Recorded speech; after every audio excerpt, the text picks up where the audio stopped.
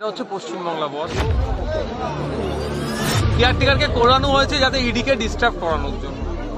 চিৎকার চেঁচামেচি করে সাচার কমিটির সুপারিশগুলো বা সাচার কমিটির রিপোর্টকে আপনাদের আমাদের সামনে তুলে ধরে ফিরাদ হাকিম মহাশয়ের বাড়িতে এসেছিল দীর্ঘ ঘন্টা ধরে তল্লাশি করে আবার চলে গেল। ভাইপো বাহিনী বা মমতা ব্যানার্জির পক্ষ থেকে এখন আমার নামে মার্ডার ফাটার কেসের সাথে সরাসরি যুক্ত কেন হয়নি সেটাই এখন আমি ভাবছি। রেডি? ঘাটেশ্বর অঞ্চল কমিটির উদ্যোগে রক্তদান শিবির, শীতবস্ত্র বিতরণ অনুষ্ঠান এবং সাথে সাথে এলাকার কিছু ছাত্রছাত্রীদেরকে সংবর্ধনা অনুষ্ঠান ছিল। 300-র কাছাকাছি মানুষ রক্ত দিয়েছে এবং এখনো দেওয়া চলছে।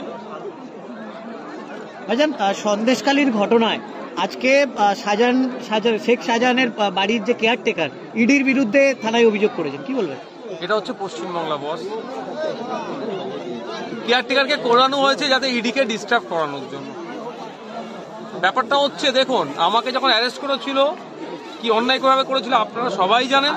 সাথে সাথে প্রায় 4 থেকে 6 জন এরকম সাধারণ মানুষকে শুধু সংখ্যা বাড়ি বেশি দেখানোর জন্য তাদেরকে অ্যারেস্ট করেছিল, যারা লেদার কমপ্লেক্সে কাজ করে বাড়ি ফিরছিল। এই হচ্ছে আমাদের অবস্থা, রাজ্যের আইন শৃঙ্খলার অবস্থা। একে তো অন্যায় করেছে, তাদের মাথা ফাটালো।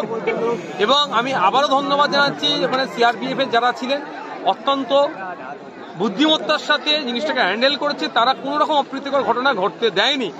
কারণ শীতলকুচির ঘটনা আমাদের কাছে কিন্তু আমাদের এখনো টাটকা ঘটনা, এতদিন হয়ে যাওয়ার পর আমরা এখনো বিচার পাইনি। গতকালকে যে ঘটনা ঘটতে চলেছিল ওই ধরনের একটা ভয়ঙ্কর ঘটনা ঘটে যেতে পারত। তারপরেও যদি এই ধরনের এদের উপরে আবার ইডির বিরুদ্ধে আবার এই ধরনের করানো হয়, এটা একটা ধিক্কারজনক, নিন্দাজনক। কালকের ঘটনায় কি মনে হয় যে টিএমসি বা এই শাহজাহানের মতন নেতাদের জন্য সংখ্যালঘুদের ভাবমূর্তি নষ্ট হচ্ছে? একদম। আমি গতকালকে বলেছি, আজকেও বলছি, শাহজাহান, শওকাত, আরাবুল, এরা এই টাইপ যারা আছে এদের চক্করে পা দেওয়া যাবে না। বিশেষ করে সংখ্যালঘু সমাজের মানুষেরা, সংখ্যালঘু সমাজের সম্পর্কে একটা খারাপ ধারণা এদের দ্বারাই হচ্ছে। ওদের নামে অভিযোগ আছে ওরা নাকি রেশন দুর্নীতির সাথে যুক্ত, কেউ চাকরির দুর্নীতির সাথে যুক্ত।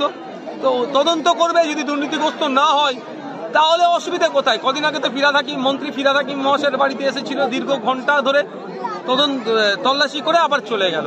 তো শাহজাহান বাবুর বাড়িতে আসতো, করে চলে যেত। কিন্তু যেভাবে কিছু গ্রামের মানুষ আর তৃণমূল সমর্থকদেরকে লেলিয়ে দিয়ে তাদেরকে আক্রমণ করা হলো, এতে সংখ্যালঘু সমাজের ভাবমূর্তির ওপরে অনেকটা আঘাত লাগলো। যদিও সংখ্যালঘু সমাজ এই ধরনের অন্যায়কে প্রশ্রয় দেয়নি আর আগামীতেও দেবে না। কিছু মানুষকে ভুল বুঝিয়ে করেছিল, এখনকার মানুষরা এখন ভুল বুঝে তারা অনুতপ্ত। এই ধরনের ঘটনা তারা এদের ফাঁদে আর পা দেবে না। লোকসভা ভোটের ব্যবহার বা দাঁড়াবার ইচ্ছা প্রকাশ করেছে, কতটা ইচ্ছা এখন আছে?